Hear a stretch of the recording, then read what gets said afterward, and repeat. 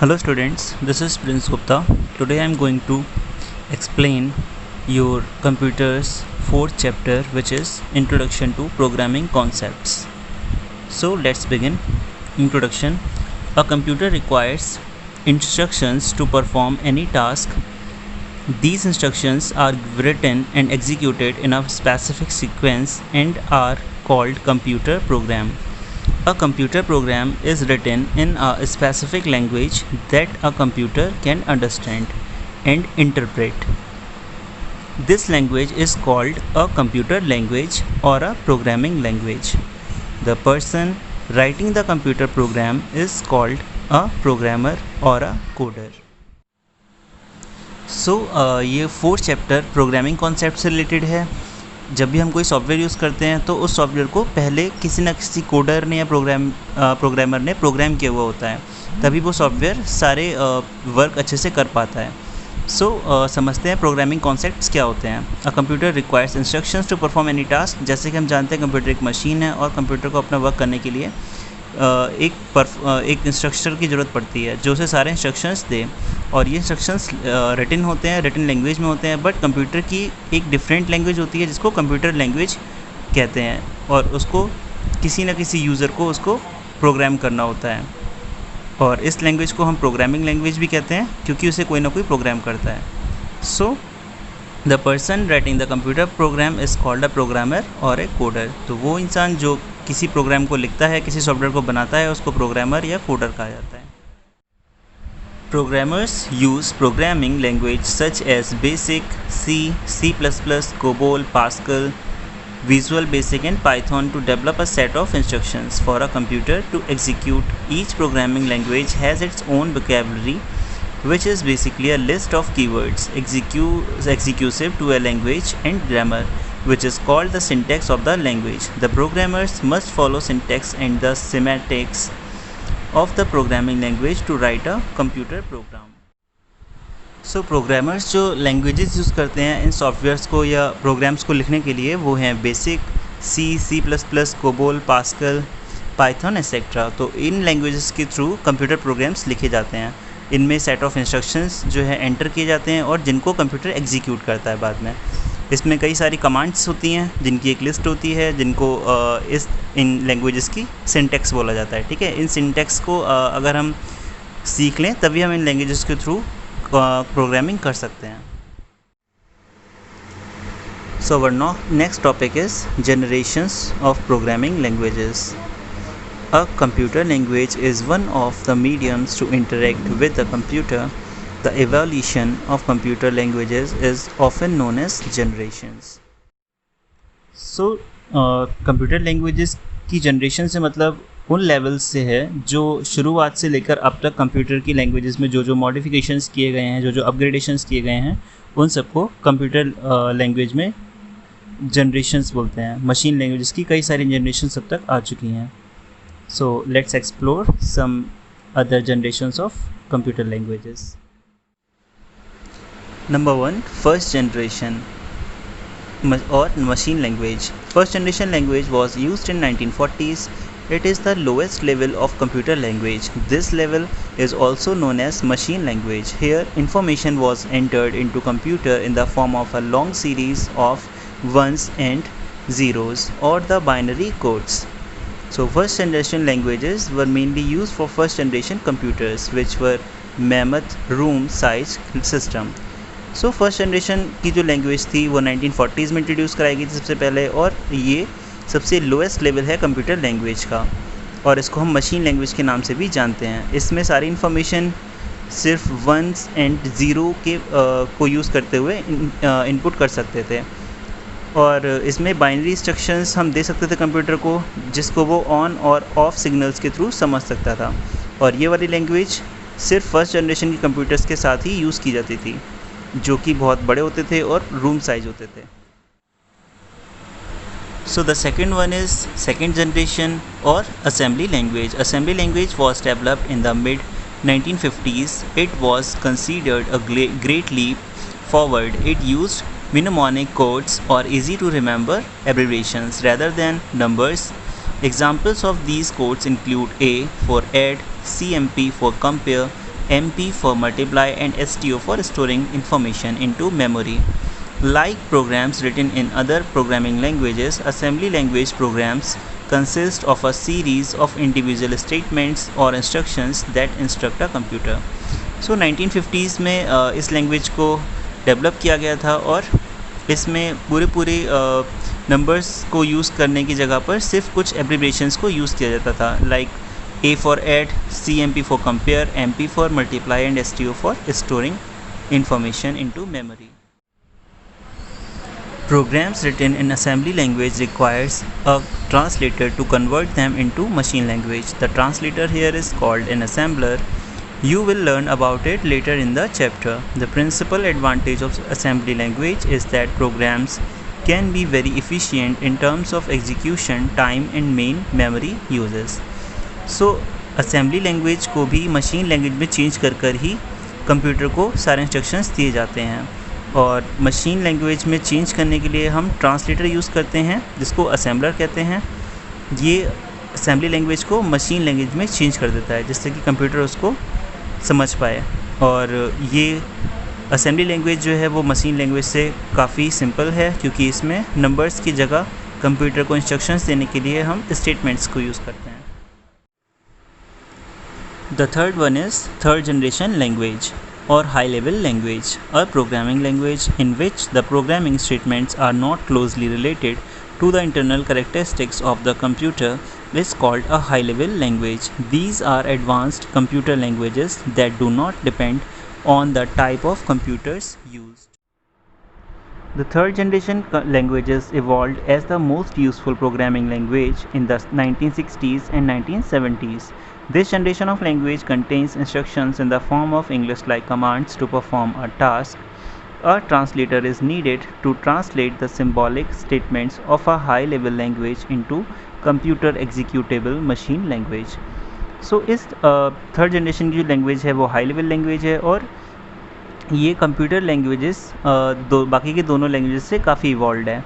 और इस लैंग्वेज में हमें प्रोग्रामिंग करने के लिए ना ही नंबर्स की ज़रूरत पड़ती है, ना ही किसी टाइप के एब्रिविएशन की ज़रूरत पड़ती है. इसमें हम डायरेक्ट इंग्लिश लैंग्वेज को यूज़ करके कमांड्स लिख सकते हैं, एंड इसमें भी ट्रांसलेटर जो है उन कमांड्स को कंप्यूटर एग्जीक्यूटेबल लैंग्वेज में और we can say machine language में चेंज कर देता है जिससे कि कंप्यूटर हमारे इंस्ट्रक्शंस को समझ पाता है. Next one is fourth generation language और very high level language. It is a programming language or programming environment designed with a specific purpose of development of commercial business software. So इस language को हम use करते हैं किसी भी business oriented software को बनाने के लिए. इस लैंग्वेज को यूज़ करके एक पर्पस को फुलफ़िल करने के लिए हम सॉफ्टवेयर डिज़ाइन करते हैं. Some of the basic features of fourth generation languages are given below. The first one is instructions are written in English-like sentences. Next one is these are non-procedural. And next one is increases productivity because programmers have to type fewer lines of code to get something done. So इस language में कुछ main features जो हैं वो इस type से हैं. First है इंस्ट्रक्शंस जो हैं वो इंग्लिश लैंग्वेज में लिखे जाते हैं, जैसे हम इंग्लिश में सेंटेंसेस लिखते हैं. और ये जो है नॉन प्रोसीजरल है, इट मीन्स हमें कोई प्रोसीजर फॉलो नहीं करना होता. एंड इसमें जो है प्रोग्रामर्स को बहुत ही कम राइटिंग करनी होती है, फ्यू लाइंस लिखनी होती हैं, और बाकी का काम कंप्यूटर खुद कर लेता है. All the 4G languages are designed to reduce programming effort and the time it takes to develop software and the cost of software development. तो ये जो फोर्थ जनरेशन की लैंग्वेज है, इसको इस टाइप से डिज़ाइन किया गया है ताकि प्रोग्रामर्स को ज़्यादा प्रॉब्लम ना हो लैंग्वेज को डेवलप करने में, और उसकी कॉस्ट भी कम आए. इसकी कुछ एग्जांपल्स हैं like IBM's ADRS to APL, CSP and AS. So these are the examples of fourth generation languages. Next one is fifth generation language or artificial intelligence. The 1990s saw the development of fifth generation languages. While fourth generation programming languages are designed to build specific programs, fifth generation languages are designed to make the computer solve a given problem without much involvement of the programmer. This way, the programmer only needs to worry about what problems need to be solved and what conditions need to be met, without worrying about how to implement a routine or algorithm to solve them. तो जैसा कि हमने बाकी की पीछे की languages में पढ़ा कि कुछ लैंग्वेजेस को नंबर्स में हमें इंस्ट्रक्शंस देने होते थे, कुछ को हमें कोडिंग करनी होती थी, लेकिन जो फिफ्थ जनरेशन की लैंग्वेजेस को आर्टिफिशियल इंटेलिजेंस कहा जाता है, इसमें प्रोग्रामर्स जो है उनका इन्वॉल्वमेंट बहुत ही कम होता है और प्रोग्रामर्स को सिर्फ ये देखना होता है कि इस लैंग्वेज में आर्टिफिशियली कंप्यूटर का यूज़ कैसे किया जा सकता है। इट मीन्स हमें सिर्फ उससे कुछ क्वेश्चंस पुटअप करने हैं और इसमें कोई भी एल्गोरिदम वगैरह नहीं सेट करना, कंप्यूटर खुद ही उनका सॉल्व कर सकता है। इसी को हम आर्टिफिशियल इंटेलिजेंस कहते हैं। Fifth generation languages are used mainly in artificial intelligence research. This means computer now have the ability to think for themselves and draw their own interferences using programmed information in large databases. So computer जो आज के computer हैं या fourth generation languages वाले computer हैं, उसमें artificial intelligence है जिससे वो अपना रिस्पांस खुद दे सकते हैं और किसी भी प्रोग्रामर को उसमें इंटरफेरेंस करने की ज़रूरत नहीं है और उनमें पहले से ही सारा डेटा जो है सेव होता है और वो उस डेटा को यूज़ करके अपने किसी भी प्रॉब्लम को सॉल्व कर सकते हैं। इसके कुछ एग्जांपल्स हैं Prolog, OP, S5 and Mercury. So these are the fifth generation languages. So our next topic is computer language translators. A computer language translator is defined as a computer program that converts instructions written in a given computer language to another. So computer language translators जो होते हैं mainly उनका work होता है किसी एक language में लिखे गए प्रोग्राम्स को और इंस्ट्रक्शंस को किसी दूसरे लैंग्वेज में चेंज करना। The text that is translated is called the source code. The language that the source code is translated into is called the target language. Okay, तो हम जिस लैंग्वेज को चेंज कर रहे हैं वो सोर्स कोड कहलाती है और हम जिस लैंग्वेज से उस लैंग्वेज में चेंज कर रहे हैं उसको टारगेट लैंग्वेज कहते हैं और इनको हम टारगेट कोड या ऑब्जेक्ट कोड भी कह सकते हैं। Next topic is assembler. An assembler is a utility software program which is used to convert a program written in assembly language into machine language and vice versa. Assembler एक ऐसा utility software है या ऐसा utility software program है जिसके through हम assembly language में लिखे हुए प्रोग्राम को मशीन लैंग्वेज में कन्वर्ट कर सकते हैं और मशीन लैंग्वेज में लिखे हुए प्रोग्राम को असेंबली लैंग्वेज में कन्वर्ट कर सकते हैं। Next topic is compiler. A compiler is a utility software program that transform the source code written in high level language into machine level language और object code that a computer can understand.